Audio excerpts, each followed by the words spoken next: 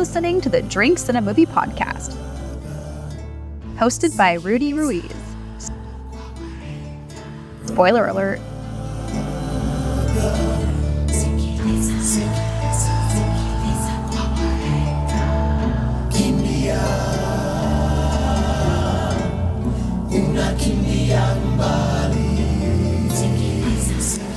All right, rolling Drinks and Movie podcast. Yo, everyone, thanks for joining. I'm back with co-host Matt. Hello, hello.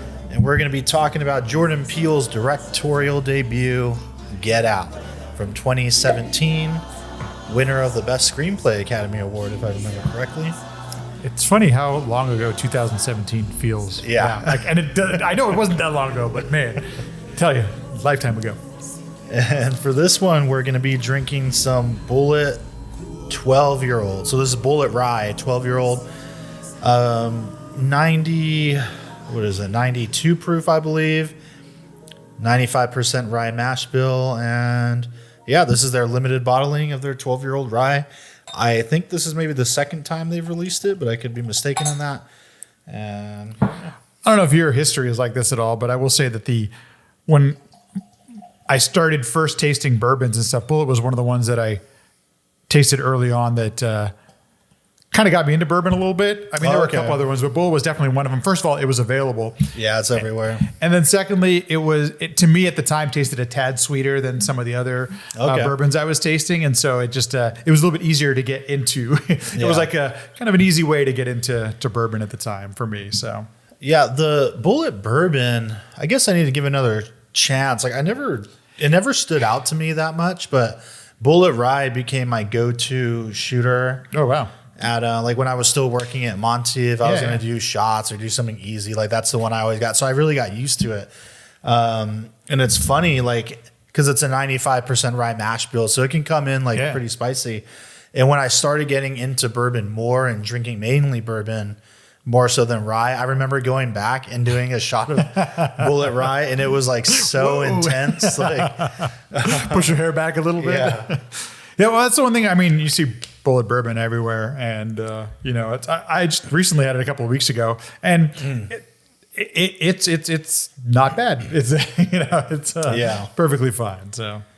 Yeah, so the last time they put out their 12-year-old release was probably around the time Get Out came out. Hey, funny enough, timing. Like there you go. I want to say around that 2017. Wouldn't be surprised. I was telling you, I hadn't seen this before. I didn't realize they put out a 12-year-old rye. I saw that someone did a review of it recently, and I was like, oh, cool, I didn't know it was back out. Yeah. And then I happened to see it at Total Wine, and I was like, okay, let's roll. So let's see. I'm just seeing if I can read anything from here. This upcoming release from Bulliet is 12-year-old American straight rye whiskey. The mash bill recipe features 95% rye, hence the name. Yeah. Note further details, including price, ABV, and launch date. So, okay, so this is like not incomplete. But yeah, well, here we go. I mean, I guess this is the oldest rye that I own now. So that's kind of cool. Here we go. Cheers. Oh, wow. That smells interesting. Okay. Yeah. It's been a minute since probably the last time I had a rye was with you. On our last recording, huh? Yeah. I might have had some Sagamore in between then, but I did finish off my Sagamore bottle, so I got to go get another one. Oh, your double oak? Yeah. As you probably remember, if I get a bottle, I'm finishing it. So, usually I try to take on one bottle at a time, but I do like to have a variety. So I have a few in the house right now, but man, black pepper, cinnamon, and there's some other note in here that, oh man, what is it? Definitely get the black pepper, and the cinnamon seems a little bit, the pepper's coming through strong on me. Yeah. Oh, what is that other smell? It's like sweet, but not not brown sugar. It's it's not. It's not like that black licorice smell, but it's something. I don't know. Going in. Maybe it's a nutmeg or something. I wish I had the regular Bulliet Rye to compare it to, but I was telling Matt earlier, I left my bottle at home. And so when I bought this one, I was looking at the little mini bottles. Yeah. But for some reason, the Bulliet Rye ones look super light. Like it looked like a Reposado tequila. So I was like, I don't quite trust this. Yeah, no kidding. But then I was telling you, like, this Bulliet I had over a couple of weeks ago, it's definitely not nearly as dark as other ones I've seen. I mean, we can pull out compared to the Knob Creek 12 I have over there. It's definitely lighter than that. So yeah. Yeah, I'm not sure how old the regular one is. Probably just like 4 to 6, Right, like pretty that. basic. Actually, I actually like this. It's pretty good. Yeah, I see what you mean. I'm getting a little vanilla. Like for me, it's a little vanilla up front. Yeah, it's a hard one for me to read. I think the texture is like pretty oily. Like as soon as it hit my tongue, like that's fair. It feels rich, which I like, but the flavor itself leaves a little bit to be desired. Like it's not bad, but I wish there was just like more of it. Yes. You know, like I didn't get the flavor until it's almost like it feels like it's gone to me. Yeah. Yeah, no, I'm with you. Totally agree on that one. yeah, it's like there's the literal texture of it, but not the same depth of flavor that I would hope for in something that's 12 years old. Right, you know, right, like totally. a 12-year-old rye. I guess it would make more sense to compare it to the normal Bullet Rye, but if you want to bust out a comparison, we can. But I think Yeah, it dissipates too quick. I get that kind of vanilla sweetness you're talking about. Yeah. Definitely that strong black pepper. And, for sure. I get that towards the back, but it's definitely there.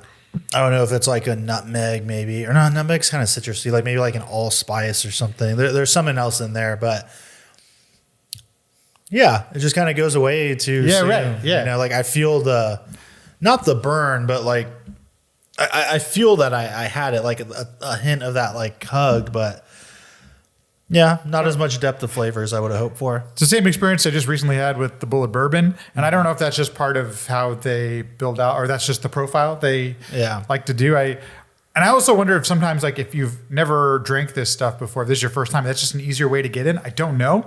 But I know for me, I definitely like more flavor. I really enjoy when I get all that flavor up front. And it's more bold. Yeah, exactly. Bold. There we go. Yeah, absolutely. Well, all right. That's it. Bullet Rye 12-year-old. I mean, yeah, it's okay. Luckily, it's not too expensive. I mean, it's not wildly expensive. No. It was about $65, I want to say. I mean, we're trying. We're checking out. And I was telling Rudy, that's about what I got my Knob Creek 12 for as well. So it's in that price range. Yeah. Personally, I prefer the Knob Creek 12 a little bit more if I'm going to go that route. But definitely, I mean, it's interesting. Yeah. Well, and you don't see that many age-stated ryes, especially for sure this high too. But yeah, well, let's get into this movie, man. Get Out. So Jordan Peele's, again, directorial debut, Get Out, became a financial success, critical success, and I'd say, I guess, like a cultural success. You know, it's a very important movie and one that we needed. And you just saw it for the first time. I might be the only person left in the country who hasn't seen it yet. So I'll read the synopsis first real quick, actually, before I pass it over to you, because I'm really can't wait to hear what you think about it. All right, here's the synopsis off IMDb. A young African-American visits his white girlfriend's parents for the weekend, where his simmering uneasiness about their reception of him eventually reaches a boiling point.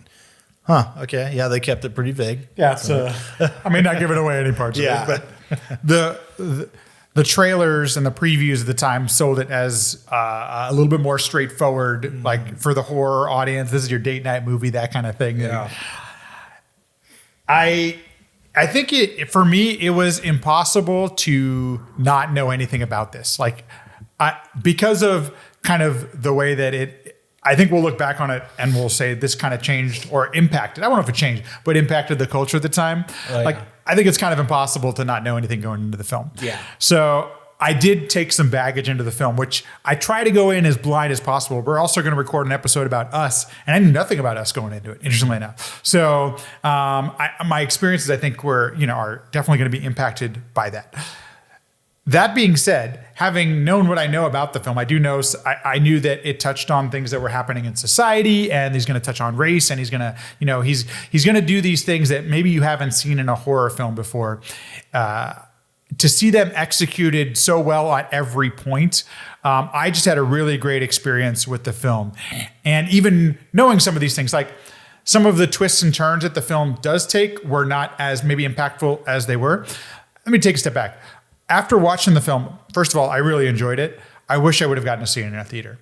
This seems like a movie that would have been awesome to see it in a theater. Did you see it in a theater? I did. I sure did. How fun was that? It was great. It was really great.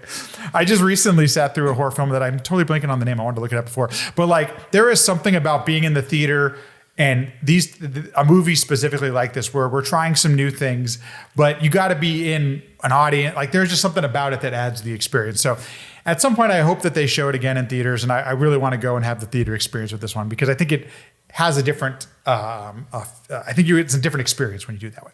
All that being said, I really enjoyed it. I think the reasons I enjoyed it were, it had a very clear theme and genre to it. And then so often it did something unexpected, which, if you've seen enough films, you can sort of start to guess some of the things that happen.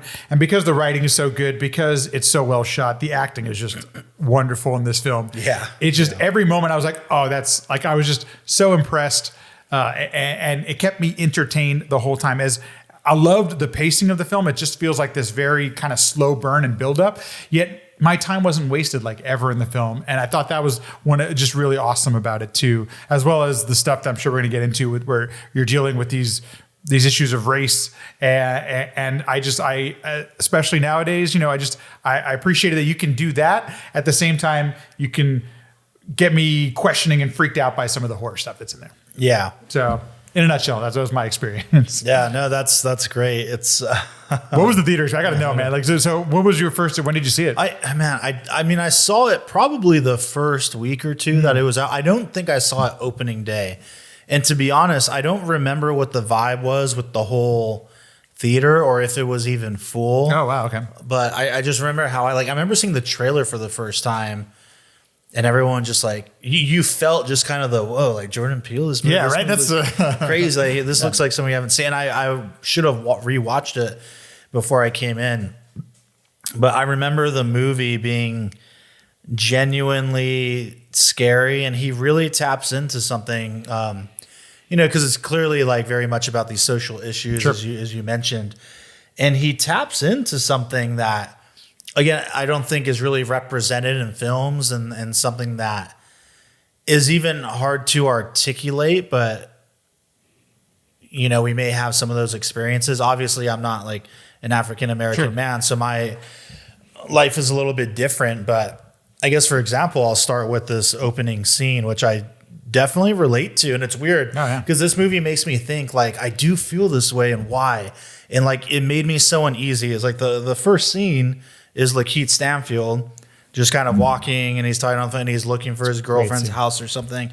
It's this affluent suburb, and you can tell he doesn't like to be there, and it's really uncomfortable. Yes.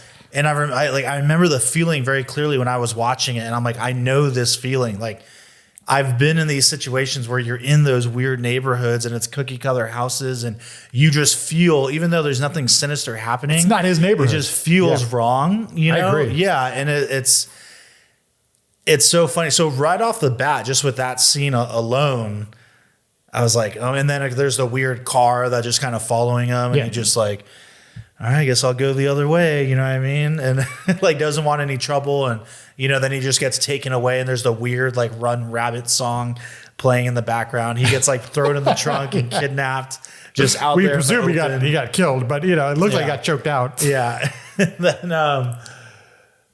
And then, sorry, just like the shots of because there's so much vibe to Jordan Peele's movies. And I'll continue saying this in every other episode we do about his films, is that even cutting to the title card and like the trees, that moving shot, showing all the titles. That's not, we don't do that. Opening credits. We don't do that very much anymore. Opening credit sequence. Yeah. Like, no one really does that anymore. And the weird just music, like almost chanty kind of music, sets a weird tone.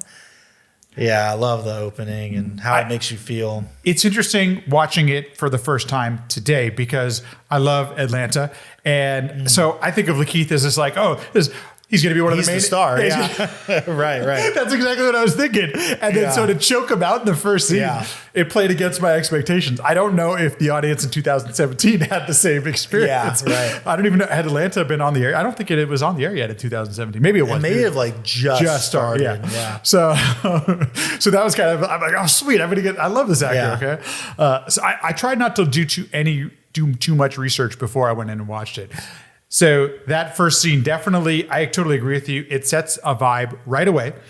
And then I thought it was interesting, though, that we kind of take a little bit different direction after the titles, because we get this really sweet and really charismatic relationship scenes. Yeah. And I thought that was one of the things that really struck me right away, that it didn't feel like a horror film, or it played against the expectations a little bit of a genre. First of all, because the writing is good, but then secondly, the characters are super charming, and I'm all in on their relationship already, and it's got the good feeling vibes. I assume at some point that maybe it's trying to misdirect me or anything, but I didn't care at the time, because the conversations they're having are real and they feel like real people, and that's one of the things I think that throughout the film does really well, and we'll get into it more, but.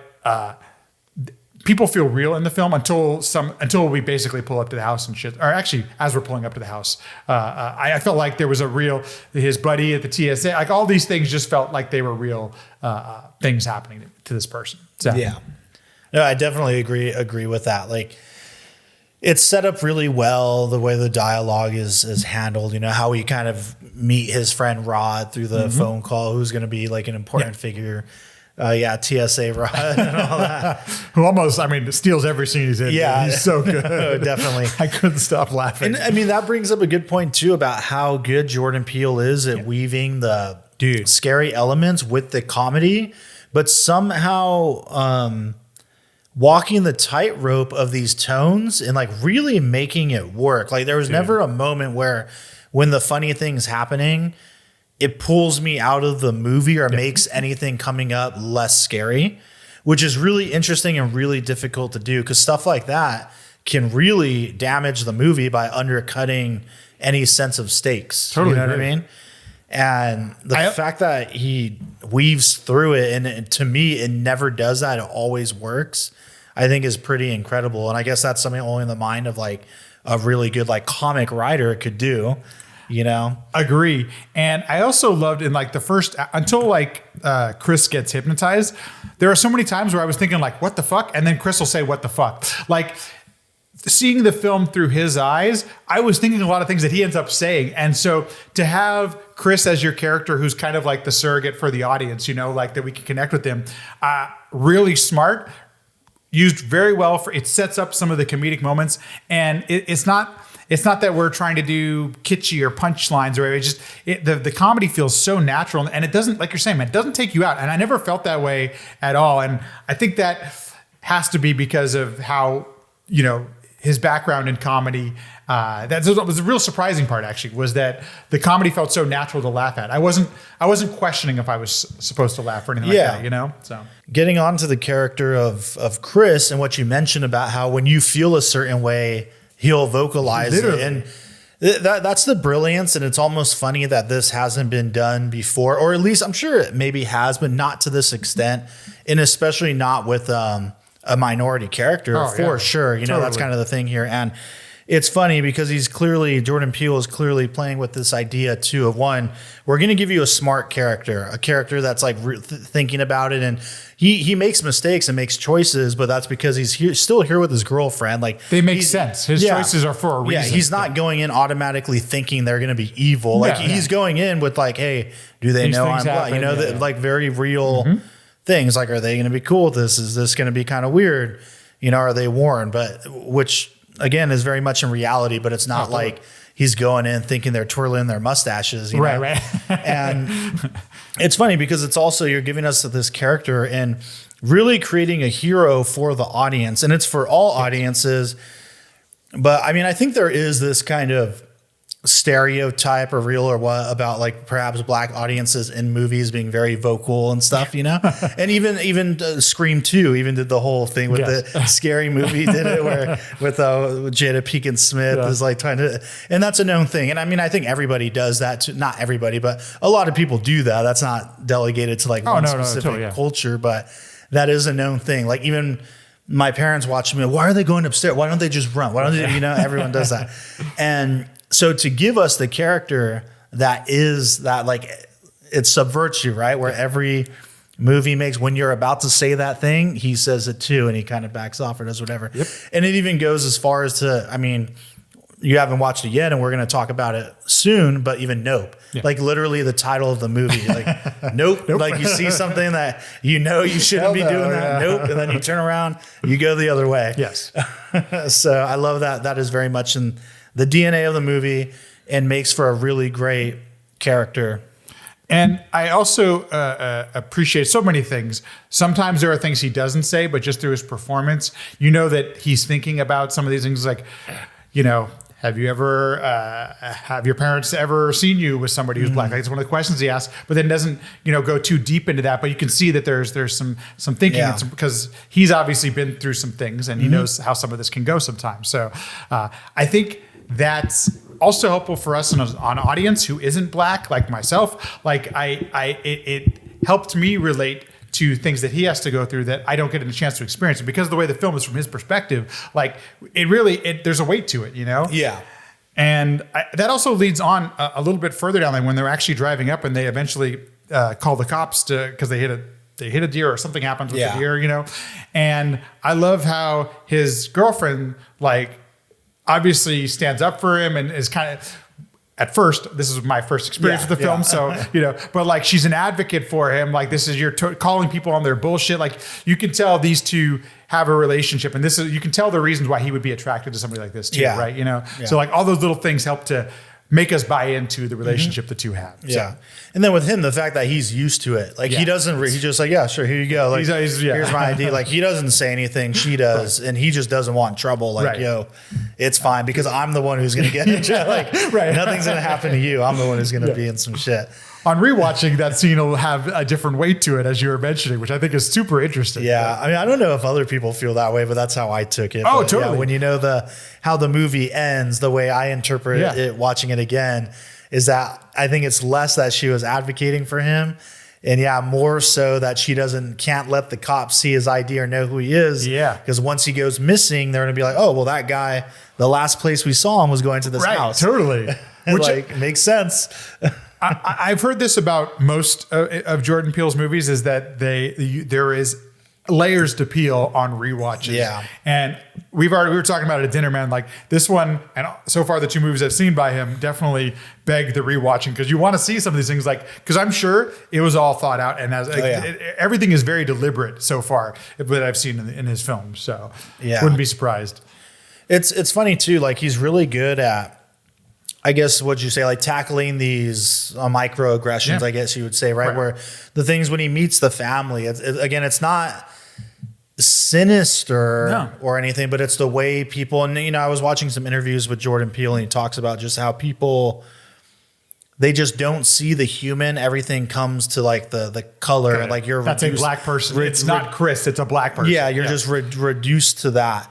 And how those little microaggressions build, and it's literally as simple as I love it. Makes me laugh every time. But one, Bradley Whitford, great casting. The first time I saw the movie, I was like, "Is that him?" Like, dude, some glasses and like short hair and a beard goes a long way. No kidding, because he looks so different. His performance is great in the film, but perfectly the way he talks, everything. My favorite line is I would have voted for Obama for a third term if I could have.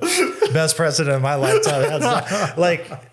And that's what's funny, right? It's those little things where, and the way Chris is just like, yeah, me too. And I've heard Peele talk a little bit about this, but there was this feeling or thought in the country that racism has been solved because we elected a black president. Like for the post-racial. And what a great way to poke fun at that, call out the bullshit of it, and make a great scene all at the same time. Like that scene is doing work in the film too. Like, she called it that the dad was going to say that, like all these little things. And on top of that, you get to know a little bit like Chris is obviously, somebody has told him that shit before, that's the thing. So that is so good on so many levels, but perfect. I agree with you on the perfect casting.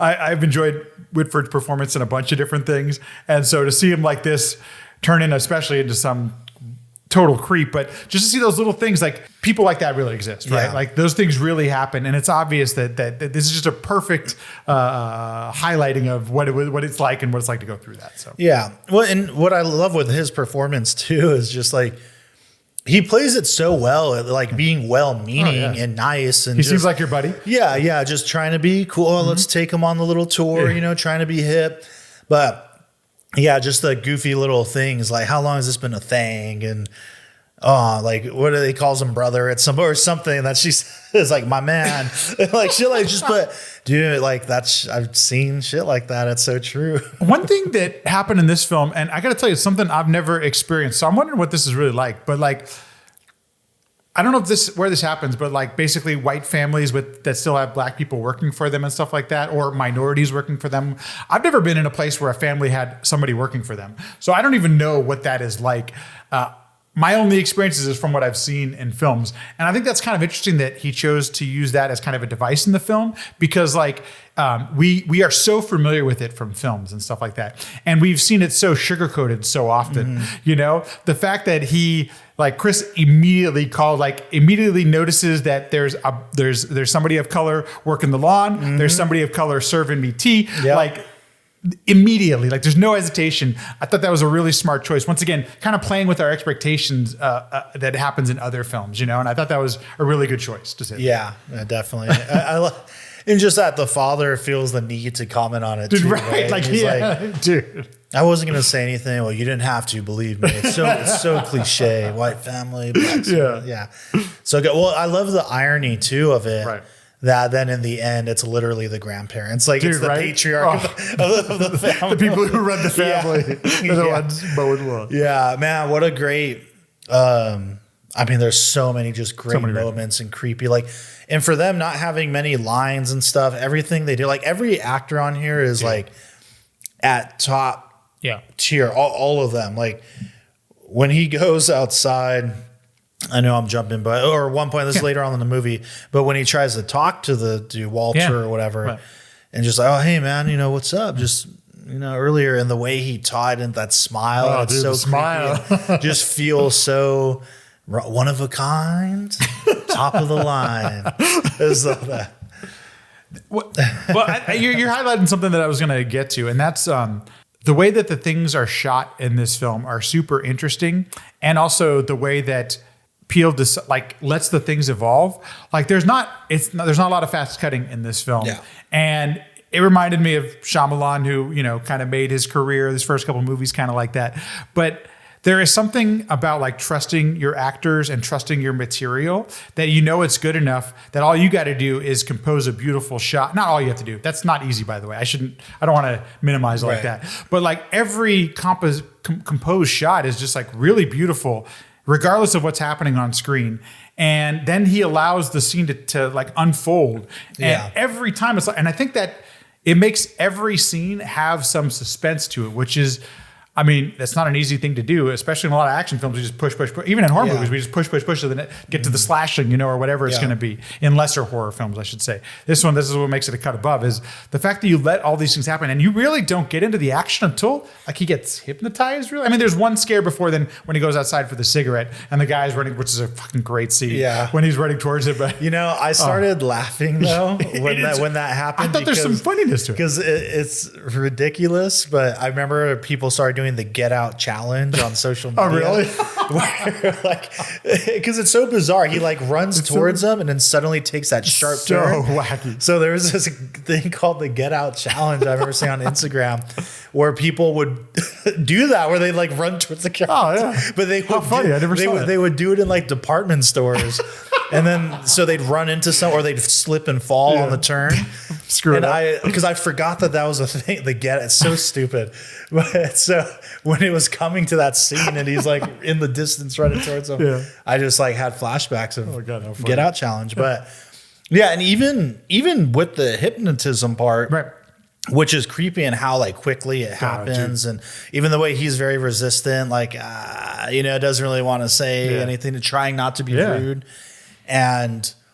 But even after that, it still is like quite a slow build until you really find out. Like he's so good at leaving so much intrigue and mystery, and really making you wait for like the reveal of like what the hell is happening here, you know. And all of it makes sense. You know, earlier when they were at the table and Georgina is you know serving some of the tea, little things like, you know, the dad noticing his hand twitching, and which, by the way, on more viewings, I'm sure that I'm thinking already that already has a different type of meaning. But just those little things that start leaving the breadcrumbs that something isn't right. And I appreciate the writing on the main character again, because for like the first 45 minutes, he's chalking it up to just the experience of it's kind of the fish out of water scenario, right?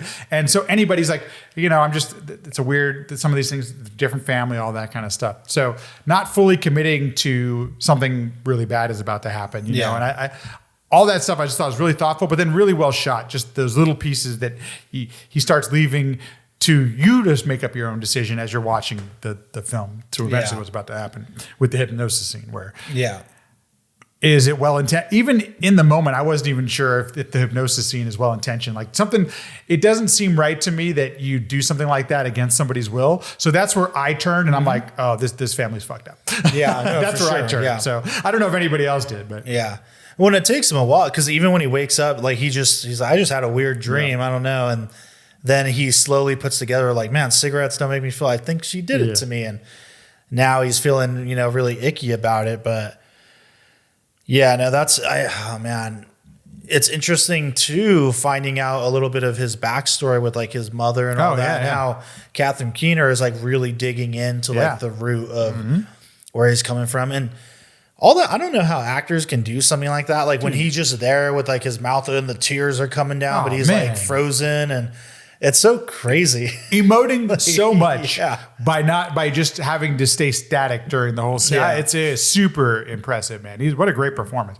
I can understand, after seeing the film, I can understand why there was so much buzz about the performances, because like everyone is just awesome. I mean, there are so many films I can think of that I like Catherine Keener in, and to see her to play this kind of asshole that I want to, that I want to hate, kind of thing, is just so great, because she's so likable in so many other films I've seen her in. So, but the sound design. So I was watching with headphones again, and God, if you're going to watch it, it's not the theater, folks, but at least the sound is pitch perfect of the teacup with the the spoon.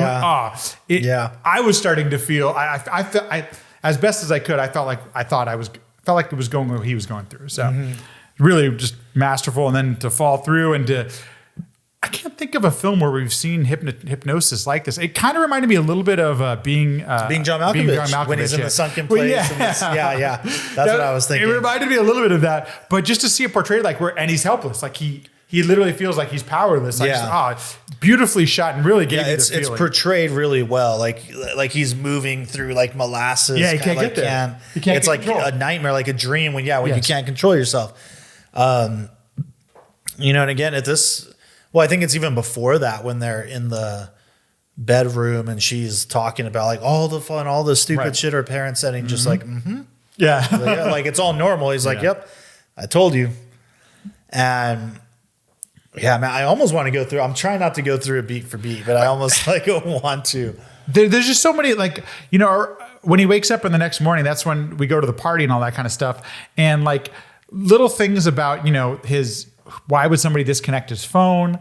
Why? And that's when we meet Lakeith's character again, whose name I can't remember. I'm sorry, but at the party and you get it really. That's one of the first. Yeah, his real name was Andre, and I think his white name was Logan or something. I think you're right. Actually, that actually sounds right. Logan and Andre. Yeah, you're right. Logan King and Andre Hayworth.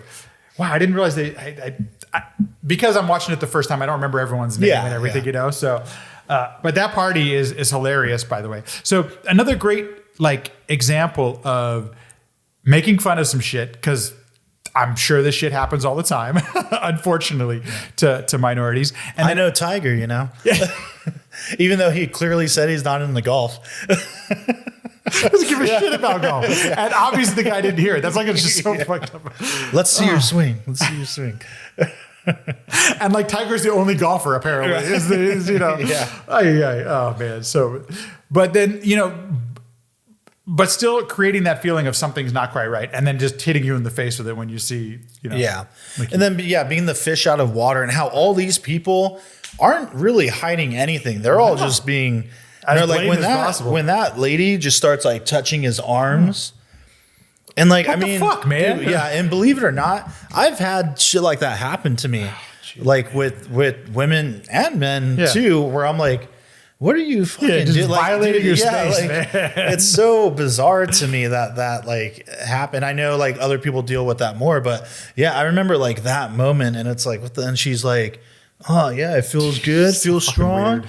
She's like, how's is it true what they say? You know? Yeah, that part I like it, dude. And then when she looks at her husband in the wheelchair, like, what do you think? Seems good to me, right? You know, black is in fashion. Yeah. Such good lines. So just like smart writing to make it funny and be like, fuck you at the same time. I mean, that's so, I can't imagine. And sadly, like very real. And, like, very real at the same time, right?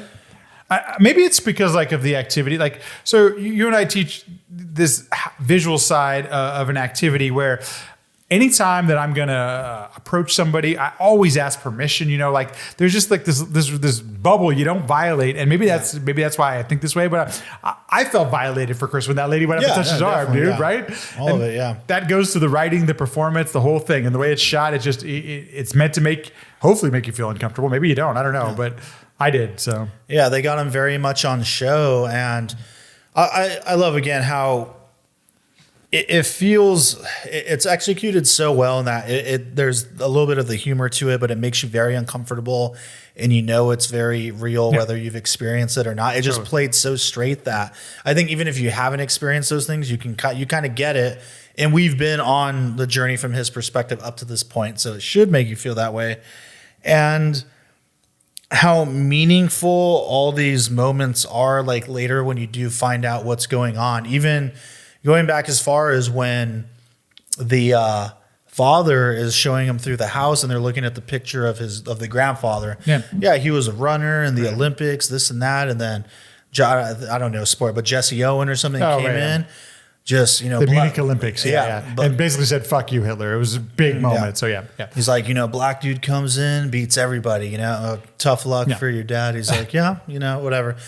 And then when you find out, it's like, oh, and the grandfather got that dude's body, and that's why he was running laps. And that's why he took that. And then when you think about, brutal. You know, I didn't put that together actually until you're saying it now, but holy fuck, that's why he was running, because the grandfather was in the strong body of the guy who was probably, you know. See, that's why I love thinking about that, how yes, he uses racism to make a point in this film, but man, it's at the root of the evil. I mean, it almost always racism can be traced to the root of the evil, but I didn't even put that together, that like that's really that these holy cow, man, that makes the movie even more impactful. Holy shit. And even the thing with like when the woman's touching his arms and then looking at her husband in the wheelchair, the old man, it's like, let's take this body. This is our body. So I can fuck this. Right. You know? Right. And hence the question when they. So you don't know that going in, because at that point you don't know just that. Like weird, like microaggression shit. You're a fucking genius, because now I want to watch the movie 3 more times to get all this stuff. So you pick up all of that, man. And it like, so all those things they do, everything, even the guy, Tiger, because he was saying he was a professional golfer, but he got hurt. Like Tiger was better than him. So that's what, let me see your swing. Do you ever play? Like, because he's thinking about the whole thing is laid out during that party. That's exactly crazy. All of it. Yeah. Like, dude, literally the whole thing. The different reasons why they want his body and why they're asking all him of the reasons are there. These weird questions, you know. And then you get to see its manifestation in Lakeith's character. Yeah. Like, holy shit, dude. Like, this really, that's the everything we're talking about right there in one character. Yeah. Like so 30 years longer, whatever they say the age gap is between the two. Wow. Such a good. It's so good. I didn't even, dude, I can't believe I'm only putting this together now, but I know for this podcast, I should be taking notes when I'm watching films, but my first watch, I always just want to experience the film, you know? But man, I love diving in. And this is why I love rewatching films, because great films have this too, that they have these layers that, there's so much. Wow. What an impressive, that seems even more impressive now. Yeah. And it's great when, you know, they ask them like, oh, do you think the African-American experience gives you more advantage or less advantage? Yeah. And I love how he's just like, okay, but the way he, because the wheels are turning, right? Yeah. And so things are running. He makes it a point to like, oh, well, let's ask you. Hey, Logan. What do you think? Brother, like, what do you think of the African? Because he's trying to get this information too, because this dude's so bizarre. And the way he just like, for me, so far it's been pretty good, I'd say.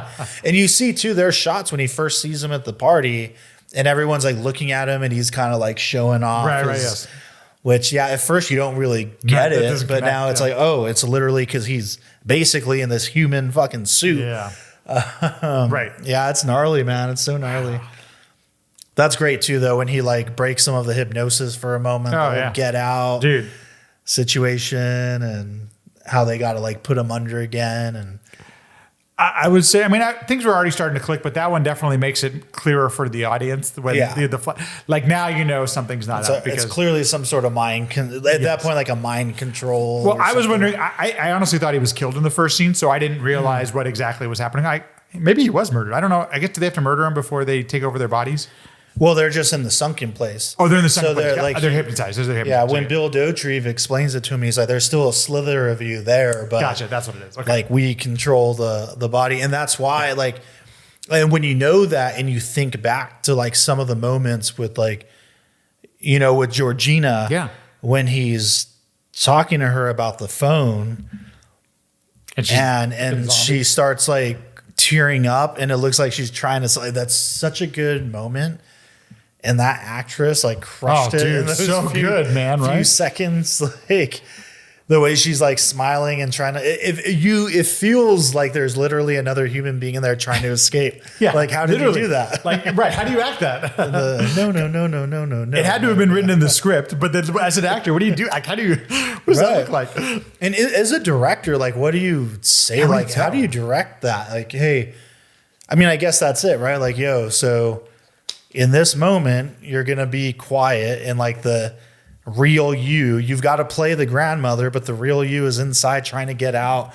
So cry or some shit, but hold it in at the same time and do a weird smile. Like, what does that look like? But it's portrayed so brilliantly. It's like, yep, I imagine that's exactly what it would look and sound like. And I know this is a very weird thing to remember, but Vincent D'Onofrio in Men in Black, like where he's got the alien inside of him. He's trying to that's what that's the physical manifestation. This one is has to be so much more controlled. Yeah. And, you know, and not give off that there's something else happening. I mean, it's a different type of thing. And I agree with you really well. All the performances. I was just thinking about the blind art dealer guy. Is it Stephen Root or Stephen Root? I don't know. Oh, Stephen Root. Stephen Root, who I've seen in some other things, but it was like perfectly cast once again. Yeah. And who creepy in all the right ways, and asshole in all the right ways, you know. Not just a scene in the party where he's, you know, telling people are so ignorant, which I thought was kind of an interesting line to tell a person of color who I don't think he knows that he's African American. I'm not quite sure.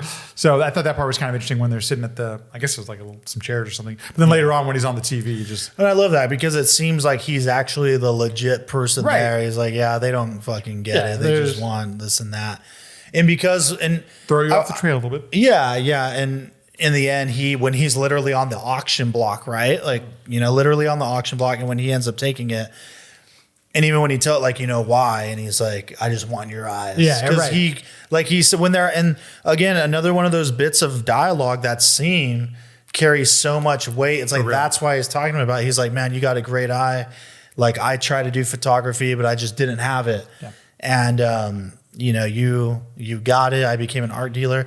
And the other thing I think about too is, I mean, all of this is the thing. It's funny. My uncle talks about this all the time, but I think a lot of, I'm trying because I don't want to sound racist when I say this, but I think a lot of Anglos, and especially in America, there's a lot of loving different cultures, but not liking the people, you know? And I feel that as someone who's a Mexican American, I feel that very heavily. I'm sure a lot of other people do too, even to the point of this black is in fashion. It's in. They love the culture, but they don't love the people. They want that stuff, but they don't want the people. That feels like a very American thing. I'm being very general here. Sure. Not everybody's like that, but no. And what's funny is, like, you and your uncle have had experiences where they've observed stuff like that. Yeah. That's the lens, you know, I see it through. But, and what's funny too is I was thinking about this a lot when I was watching the movie yesterday, is how, you know, obviously we don't want them to kill Chris and put him in the sunken place and take his body. But this dude, I guess how the artist in me is thinking about how, you know, I want your eye, but it's like, well, you're still you though. It doesn't matter that you have his body. Like, you'll never have his soul or him, or like his eye, in the way, you know, you have your shots are so melancholy. It's so this and that. It's because that's, like I just said, that's the lens he sees the world through. That's all the experiences that have built him up to make him the human being he is. And whether you're in his body or not, you don't have that. You never will, because you're you and he's him. You're your set of experiences. Yeah, he's no his kidding. set of experiences. Damn, that's some deep shit, dude. And he sees that melancholy and he sees the world this way. Yeah. Because he's had this traumatic experience that we learned with his mother. And, and just being a black man in America. Everything, right? Mm-hmm. That is the edge that this person can't have, body or not, you know? Yeah. Dude, that says a freaking lot, man. Like, that's why I can't wait to watch this a couple more times, because that's saying so much in such a short amount of time. Mm-hmm. And with just the writing like these characters have to be able to articulate these things, and goddamn they do. But just the fact that he wants his eyes is saying so much there. And I don't mean to be speechless about it, but you're making me think about, how I experienced the film and everything. And it's, damn, that's so good. That's just so impressive that he was able to do so much with so little there. A little bit of dialogue. And that guy's not, the character's not on screen a ton. He had very impactful scenes for sure.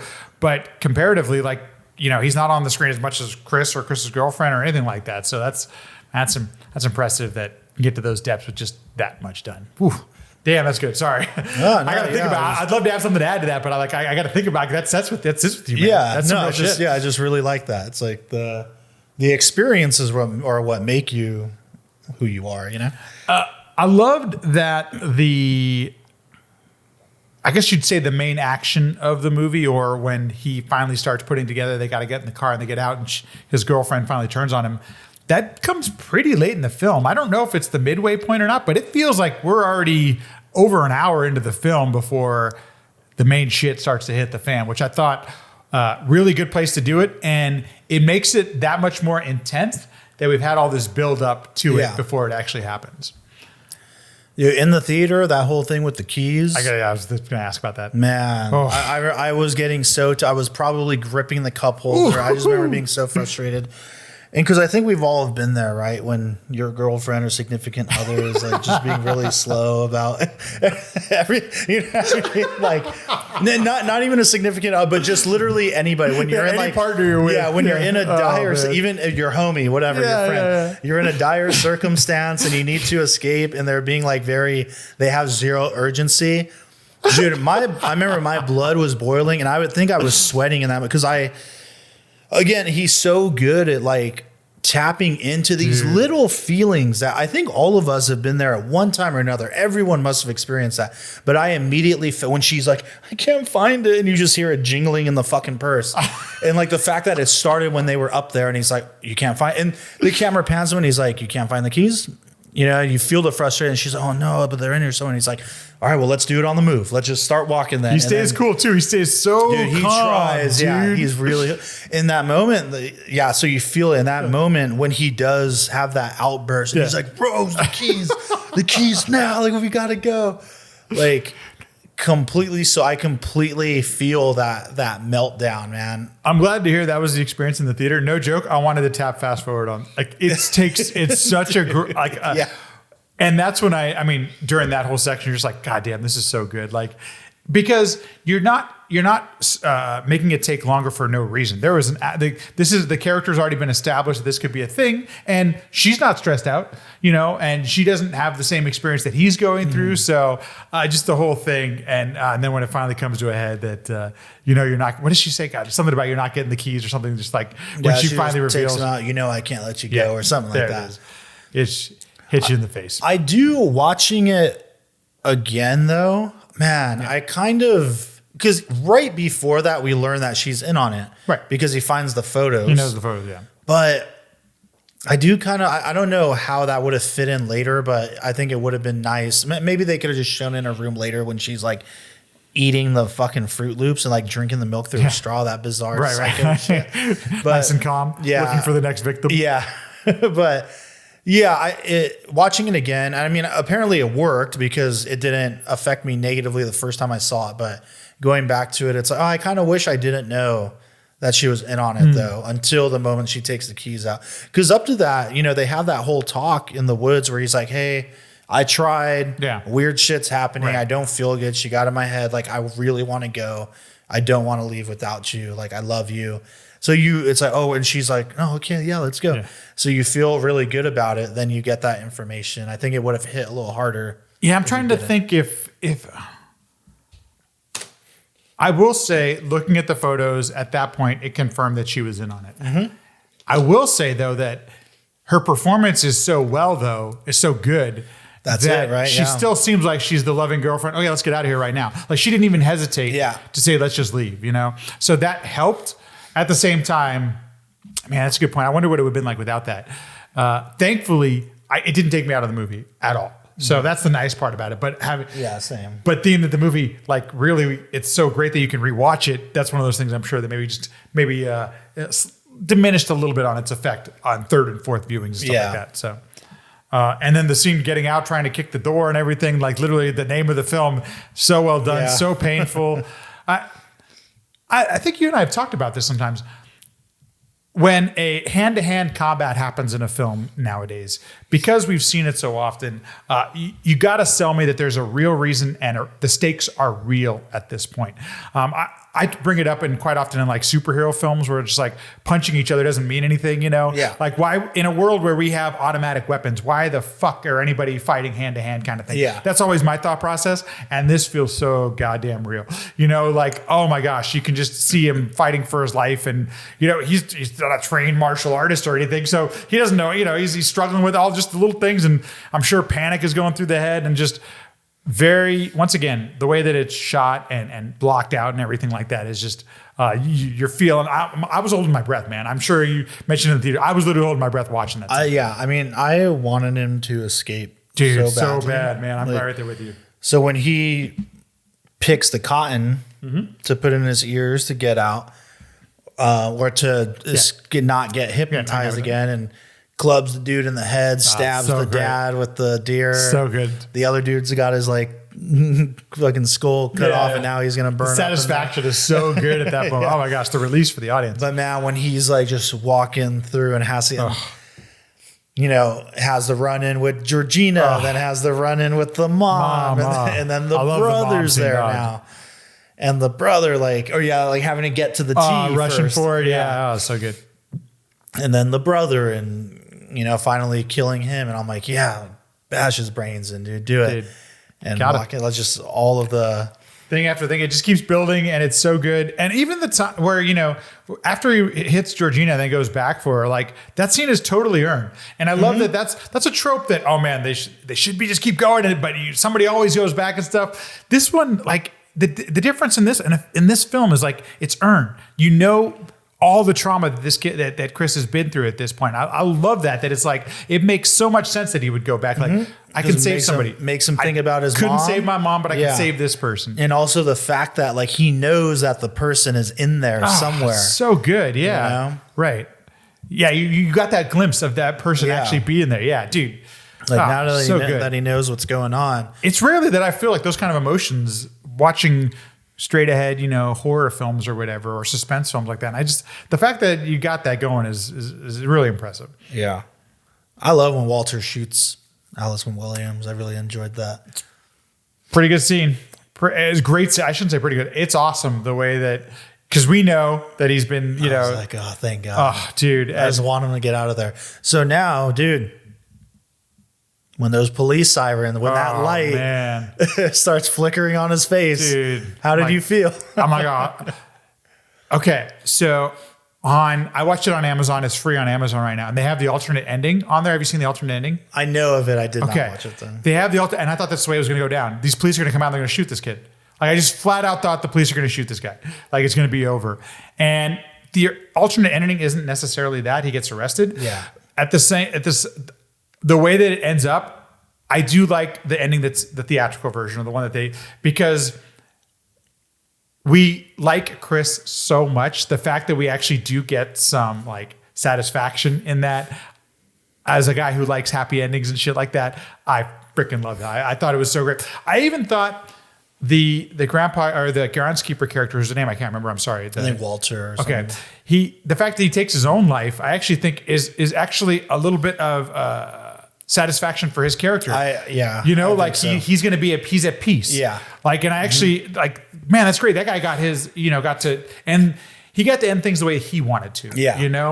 And so much of his life was taken away from him. I just actually felt a bit of relief from that. And so then when it's his buddy, oh dude, it's so good.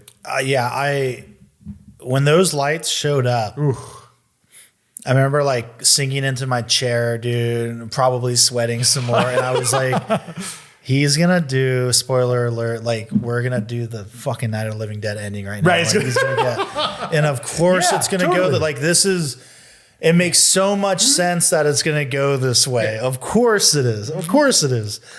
No kidding. But man, when the door opens up and it says TSA and his friend comes out. So good.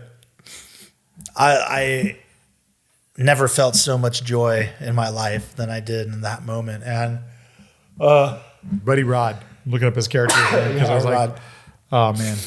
So good and so thankful for that. And yeah, his original ending was to have him get killed, but arrested. They were arresting him. Him, yeah. What I love though, was this choice, and that he really thought and what's cool is when you listen to his interviews, he really thought things out. Like, I want to do this movie and have these characters, but I also don't want to necessarily demonize all white people. I don't want to do this. So it's playing in this zone, you know, and I got some things that need to be said and all those kind of things. Yeah, and there's this point, but do we need to see him get it? Do we need to see him go down? We're rooting for him, and he did the job of making us all relate to this character to an extent and want to root for him. How can anyone watch this movie and not want him to make it out of right? there? Not want him to make it. You got a hero. You made a hero. Yeah. And that he's like, we need a hero. We don't get our hero. We need our hero. So we're going to do it. And the fact that he described it as having his cake and eating it too, which is the best way to put it, where he's like, because everybody fucking knows that's the way it's going to go. So the moment those lights show up, just like me, you, everyone who saw the movie, he's like, the audience literally does all the work. Yeah, literally. Everyone already made the decision that, this is bad. This is happening. It's a sad ending. And then you get uplifted at the end, and it's so good. So there's a little bit of commentary on the Amazon version where he talks a little bit why he changed the ending and all those kind of things. And he was just saying, at the time I wrote this is what the world needed. And when I actually ended up shooting the thing, the world needed something else. And I just thought that's so poignant that you have that much trust in your audience that they want to be rooting for this character who, points out a lot of things that we might question in ourselves, which how freaking awesome is that had I seen this with somebody else, I'd be walking out of the theater talking about the things in this film. And it's, for a film to do that is not easy, and to do it with this kind of quality and stuff like that, and literally to be thinking about the characters afterwards and all this stuff. I just so impressed that he had that much trust in us as the audience and that much confidence in himself to know that this is the right choice, even though I had originally envisioned something else. I just think that's so impressive, man. And I don't know if you felt this way, but for me, the first time I saw it, because we keep going back to Rod, and we'll talk about that more right now, and his investigation of things, but when we get to that, and he knows something's wrong and he's got to help his friend, but when we get to this whole final part of him trying to escape, I forgot about Rod. I didn't even consider that he might come and save him. That wasn't on my mind at all. Was it the same for you? Yeah. Yes, for them. I thought he might get there too late or something like that. The way that the film was going, or that he's maybe the next victim or something like that. I don't know. I didn't think about him saving it like this. And so I'm right there with you. When I saw the lights, I'm like, they're going to shoot him. This is going to happen. He's just going to get shot. I mean, because that makes the most. It's the world we live in nowadays, That'd be totally believable. Yeah. My favorite, though, is when, they get in the car and they're just kind of sitting there taking a breath. And Rod just is like, I told you not to go in the house.